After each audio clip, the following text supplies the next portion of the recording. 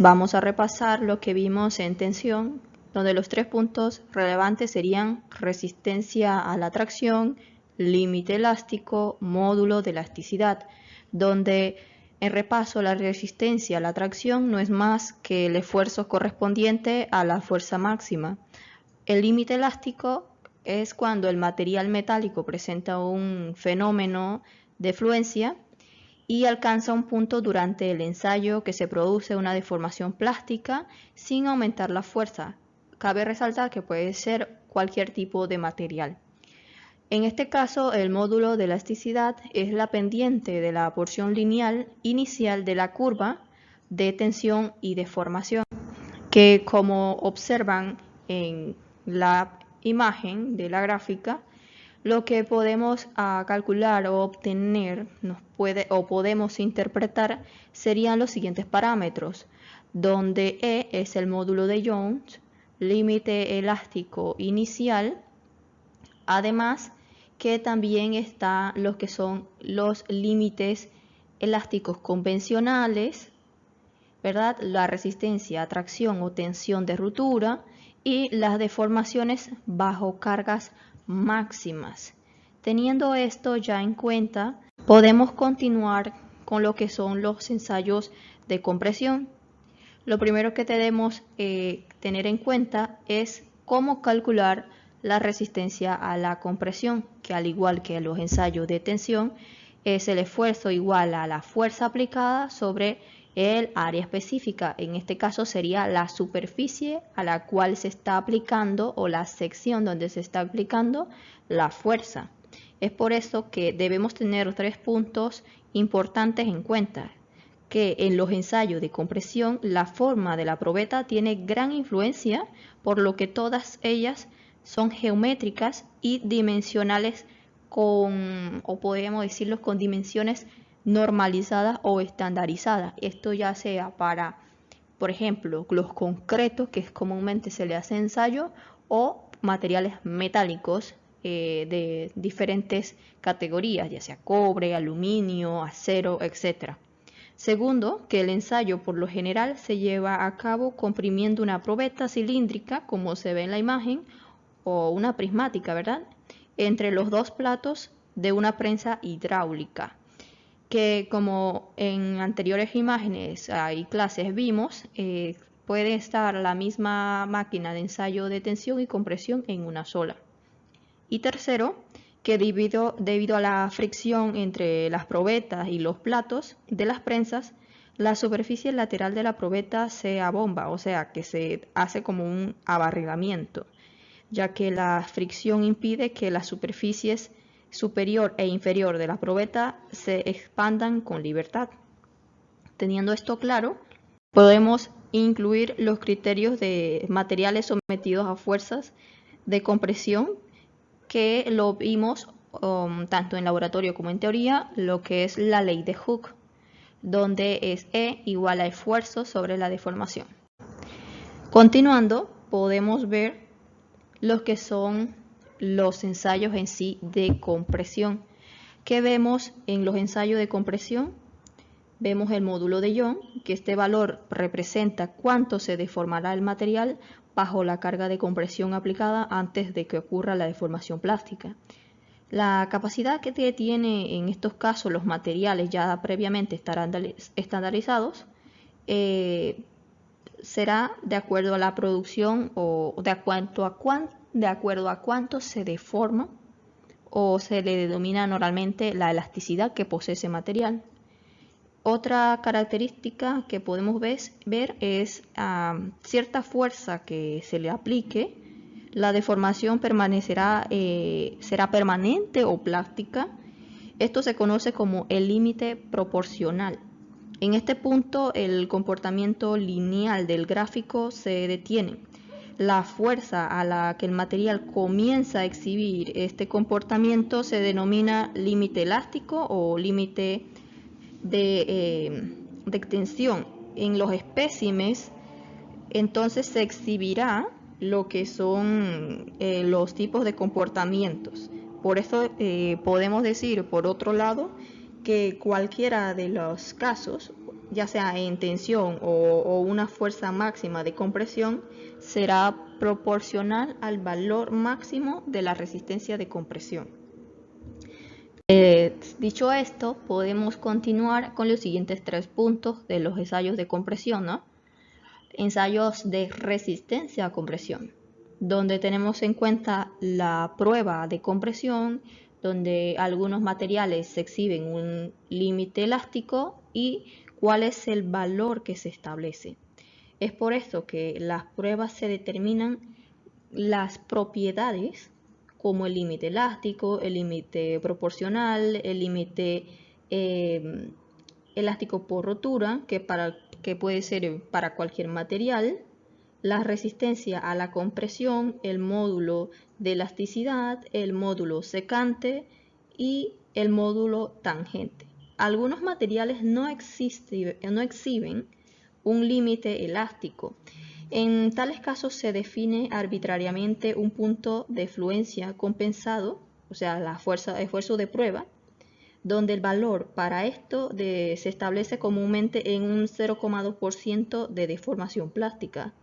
A partir de ese gráfico se encuentra el módulo de elástico, el módulo secante y el módulo tangente, que es muy similar a lo que es los materiales, los ensayos de tensión.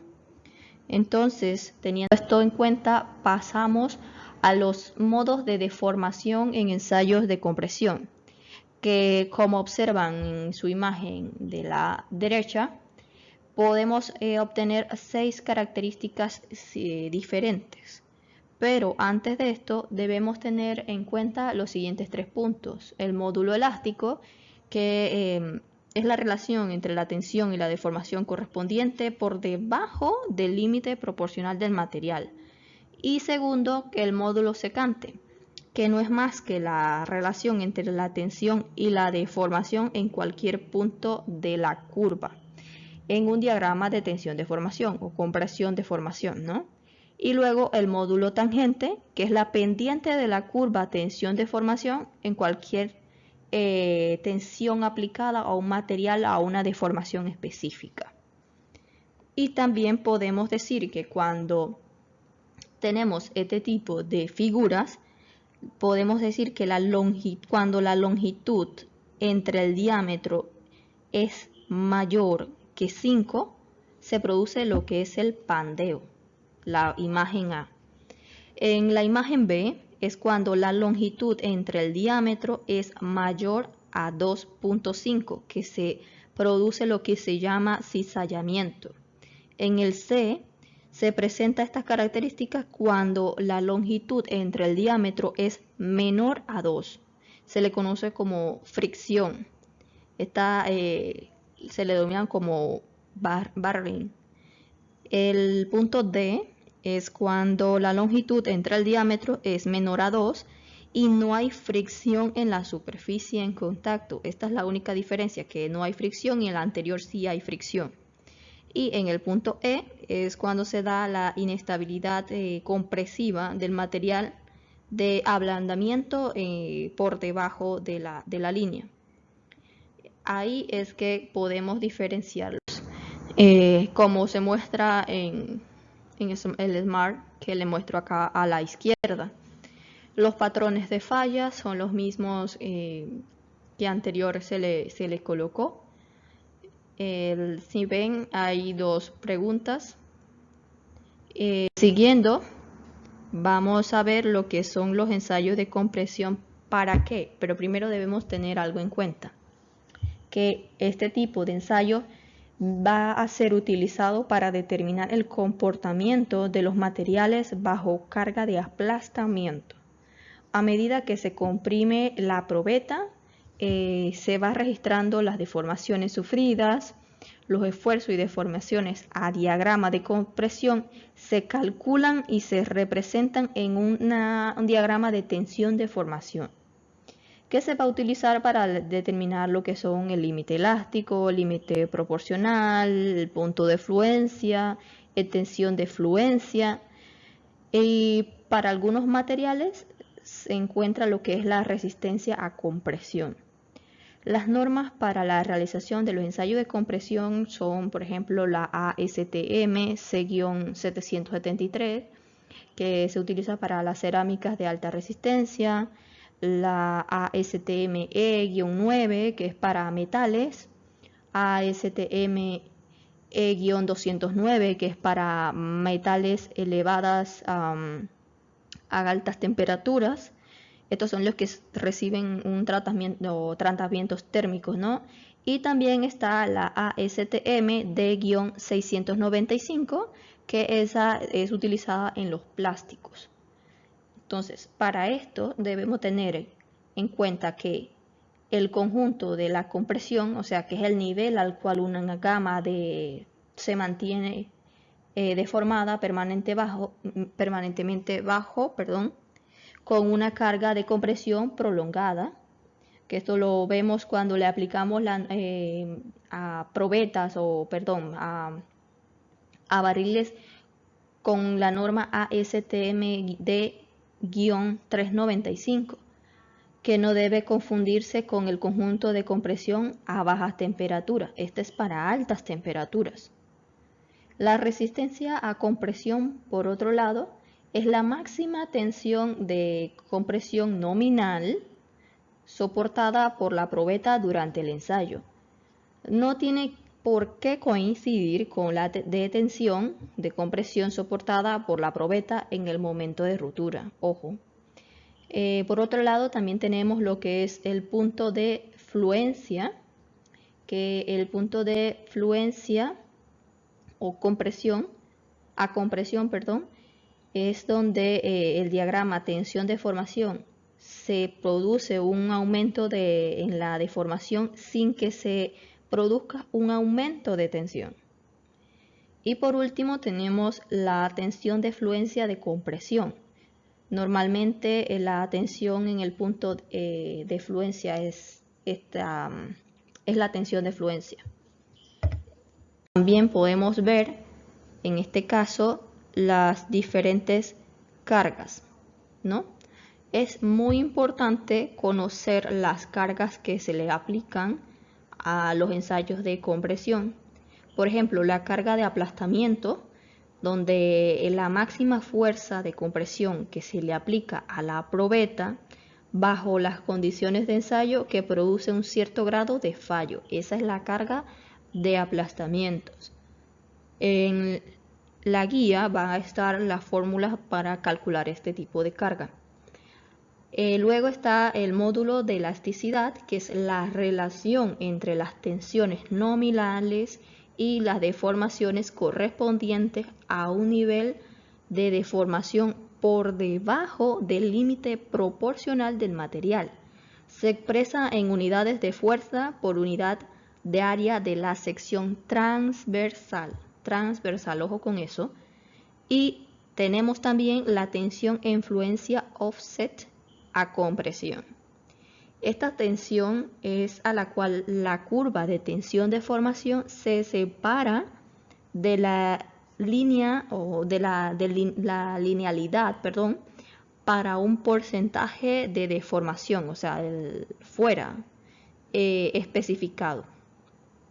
Y también tenemos lo que es el límite proporcional. El límite proporcional es la mayor tensión que un material es capaz de soportar sin desviarse de la proporcionalidad entre tensiones y deformaciones, que no es más que la ley de Hooke, y se expresa en fuerza por unidad de área. En este caso, en compresión sería la fuerza aplicada entre la superficie soportada, ¿verdad?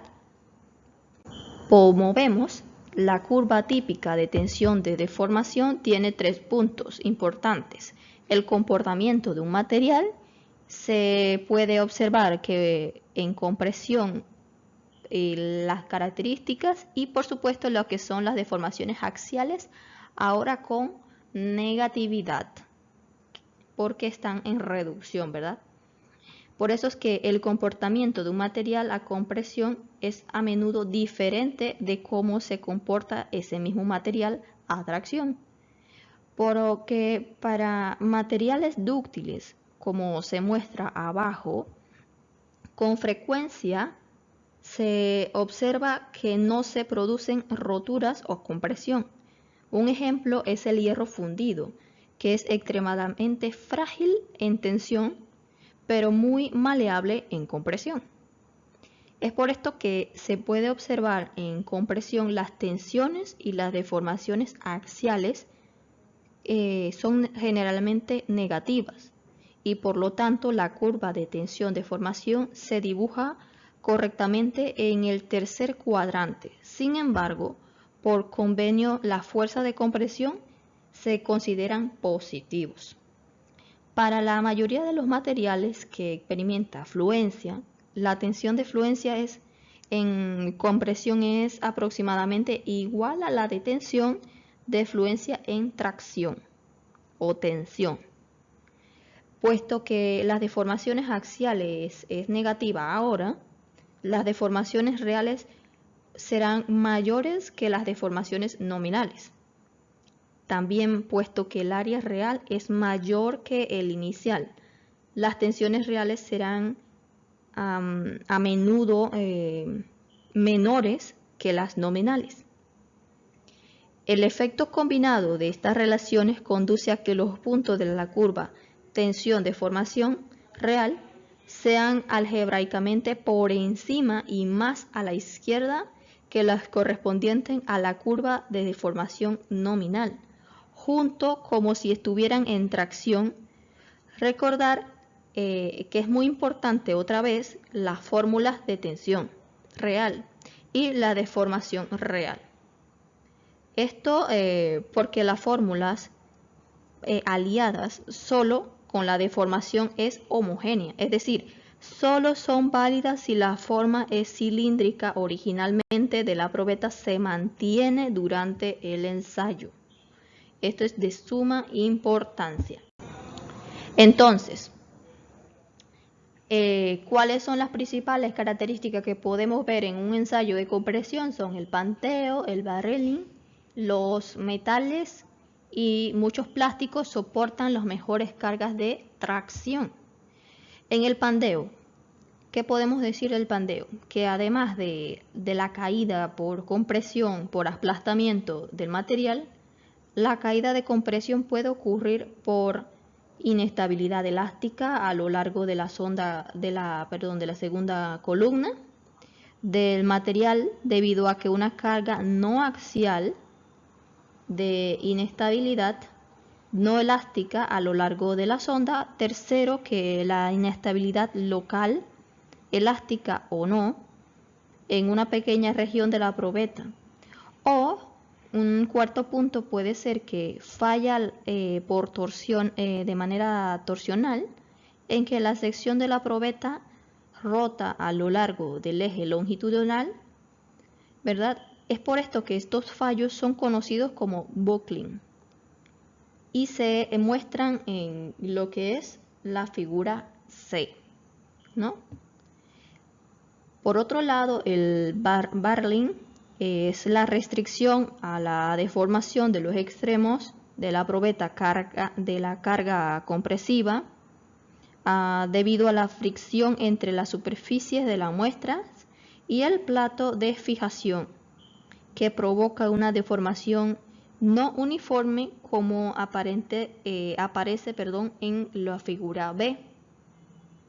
Y por último tenemos que los metales y muchos plásticos soportan mejores cargas de tracción. Así suele ensayar una tracción, aunque lógicamente sin perder de vista la aplicación. Los materiales como los ladrillos, el hormigón y productos cerámicos son más utilizados en aplicaciones de compresión por sus mejores propiedades y por lo tanto son ensayados a compresión. De nuevo, es importante seleccionar el ensayo para mejorar o ajustar las condiciones de trabajo del material. Es por esto que los materiales frágiles experimentan pequeñas deformaciones antes de su ruptura, como menciona la figura A, ¿verdad? Entonces, todo esto tenemos que tenerlo en cuenta a la hora de realizar y desarrollar nuestra guía. Estos son los conceptos iniciales, espero que les haya sido de utilidad y por favor revisen la guía de clase proporcionada.